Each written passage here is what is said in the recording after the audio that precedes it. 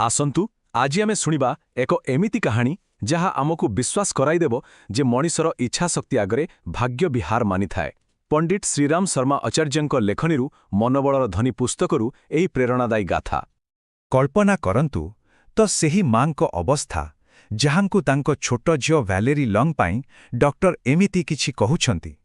ଏହା ଏକ ଏମିତି କଥା ଥିଲା ଯାହା ଯେକୌଣସି ପରିବାରର ସବୁ ଆଶାକୁ ମାଟିରେ ମିଶାଇଦେବା ପାଇଁ ଯଥେଷ୍ଟ ଥିଲା। ଏହି ପ୍ରଶ୍ନଟି ହିଁ ଥିଲା ଏହି କାହାଣୀର ମୂଳଦୁଆ। କ'ଣ ସତରେ ଭାଗ୍ୟ ଏତେ ଶକ୍ତିଶାଳୀ ଯେ ତାକୁ ବଦଳାଇ ହେବନି? ତେବେ ଚାଲନ୍ତୁ ଦେଖିବା ଏହି ଯୁଦ୍ଧରେ କିଏ ଜିତୁଛି, ଭାଗ୍ୟ ନା ମଣିଷର ଦୃଢ଼ ଇଚ୍ଛାଶକ୍ତି।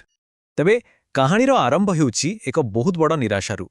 ଆସନ୍ତୁ ଜାଣିବା ଭ୍ୟାଲେରୀଙ୍କ ଜୀବନର ଆରମ୍ଭ କେତେ କଠିନ ଆହ୍ୱାନର ହୋଇଥିଲା। ଏହାର ଅର୍ଥ ହେଉଛି ତାଙ୍କ ମସ୍ତିଷ୍କ ତାଙ୍କ ଶରୀରକୁ କିଛି ବି ନିର୍ଦ୍ଦେଶ ଦେଇପାରୁନଥିଲା। ଭ୍ୟାଲେରୀ ଚାହିଁଲେ ବି ନିଜ ହାତଗୋଡ଼କୁ ନିଜ ଇଚ୍ଛାରେ ଚଲାଇ ପାରୁନଥିଲେ। ଭାବିଲେ ଦେହ ଶୀତଇ ଯାଉଛି ହେଲା। ଡାକ୍ତରମାନେ ତ ସିଧା ସିଧା କହିଦେଲେ ଯେ ଭ୍ୟାଲେରୀଙ୍କ ଭବିଷ୍ୟତ ସମ୍ପୂର୍ଣ୍ଣ ଅନ୍ଧକାର। ସେ କେବେ ବି ତା ସାଧାରଣ ଜୀବନ ଜୀଇ ପାରିବେ ନାହିଁ, ଆଉ ଜୀବନସାରା କେବଳ ସଂଘର୍ଷ ହିଁ ସଂଘର୍ଷ ରହିବ। ହେଲେ କାହାଣୀରେ ଏଣ୍ଟ୍ରି ହୁଏ ଜଣେ ପ୍ରକୃତ ଯୋଦ୍ଧାଙ୍କର, ଆଉ ସେ ଥିଲେ ଭ୍ୟାଲେରୀଙ୍କ ମା। ସେ ଡାକ୍ତରମାନଙ୍କ କଥାକୁ ଆଉ ଭାଗ୍ୟରେ ଏହି ଲେଖାକୁ ମାନିବା ପାଇଁ ସିଧା ମନା କରିଦେଲେ। ଗୋଟିଏ ପଟେ ଥିଲା ପୁରା ଦୁନିଆର ଜ୍ଞାନ ଆଉ ବିଜ୍ଞାନ, ଆଉ ଅନ୍ୟପଟେ ଥିଲା ଜଣେ ମାର ଅଟଳ ବିଶ୍ୱାସ। ଡାକ୍ତରମାନେ ଯେତେବେଳେ କହୁଥିଲେ ସବୁ ଶେଷ, ମା କହୁଥିଲେ ନା, ଏଇଠୁ ହିଁ ଆରମ୍ଭ ହେବ। କିନ୍ତୁ ଖାଲି ବିଶ୍ୱାସରେ ତ କାମ ହେବନି, ତାକୁ ସତ୍ କରି ଦେଖାଇବାକୁ ପଡ଼ିବ। ଏହାପରେ ଆରମ୍ଭ ହେଲା ଅସଲି ପରୀକ୍ଷା, ସଂଘର୍ଷ ଆଉ ଛୋଟ ଛୋଟ ସଫଳତାରେ ଏକ ଲମ୍ବା ଯାତ୍ରା। ଆମ ପାଇଁ ଯେଉଁ କାମ ସାମାନ୍ୟ, ଭ୍ୟାଲେରୀଙ୍କ ପାଇଁ ତାହା ଥିଲା ପାହାଡ଼ ଚଢ଼ିବା ଭଳି।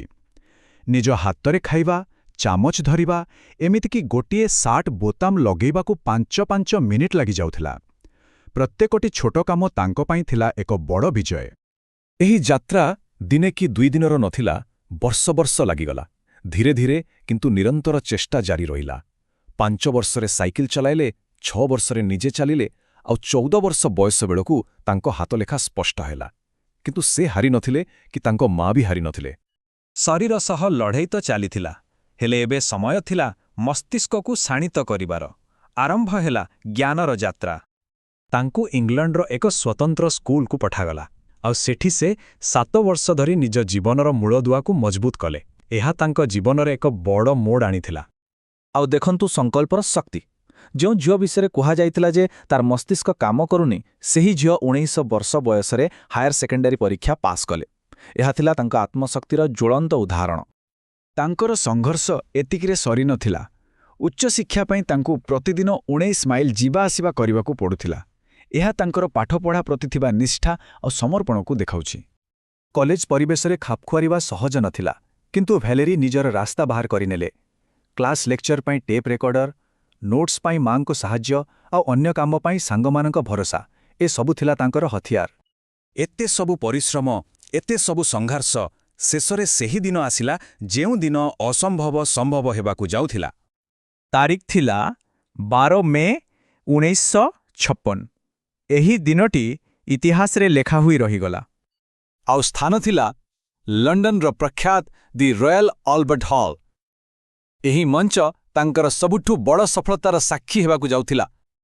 ହଁ, ସେହି ମଞ୍ଚ ଉପରେ ସ୍ୱୟଂ ରାଣୀ ଏଲିଜାବେଥଙ୍କ ହାତରୁ ଭ୍ୟାଲେରୀ ଗ୍ରହଣ କରୁଥିଲେ ତାଙ୍କର ବ୍ୟାଚଲର ଅଫ୍ ଆର୍ଟସ୍ ଡିଗ୍ରୀ। ଭାବନ୍ତୁ ଥରେ ସେହି ଦୃଶ୍ୟକୁ। ଏହା କେବଳ ଗୋଟିଏ ଡିଗ୍ରୀ ନଥିଲା, ଏହା ଥିଲା ଅସମ୍ଭବ ଉପରେ ମଣିଷର ବିଜୟ। ଯଦି ଆମେ ତାଙ୍କ ଯାତ୍ରାକୁ ଦେଖିବା, ତେବେ ଡାକ୍ତର କହିଥିଲେ ସାଧାରଣ ଜୀବନର ସମ୍ଭାବନା 0%। କିନ୍ତୁ ବାସ୍ତବରେ ସେ 100% ଆତ୍ମନିର୍ଭରଶୀଳ ହୋଇ ସମସ୍ତଙ୍କୁ ଭୁଲ ପ୍ରମାଣିତ କରିଦେଲେ। କାହାଣୀ ଏତିକିରେ ସରିନଥିଲା।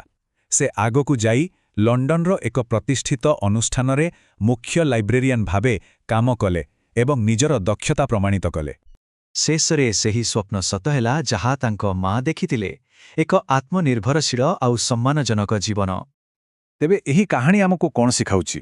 ଏହା ଶିଖାଉଛି ଯେ ଆମର ସବୁଠାରୁ ବଡ଼ ଶକ୍ତି ଆମ ଭିତରେ ହିଁ ଲୁଚି ରହିଛି। ତାହା ହେଉଛି ଆମର ଆତ୍ମବିଶ୍ୱାସ ଆଉ କଠିନ ପରିଶ୍ରମ କରିବାର ଇଚ୍ଛା। ଯଦି ଏହି ଦୁଇଟି ଜିନିଷ ଆମ ପାଖରେ ଅଛି, ତେବେ ଦୁନିଆର କୌଣସି ବି ଶକ୍ତି ଆମକୁ ହରାଇ ପାରିବ ନାହିଁ।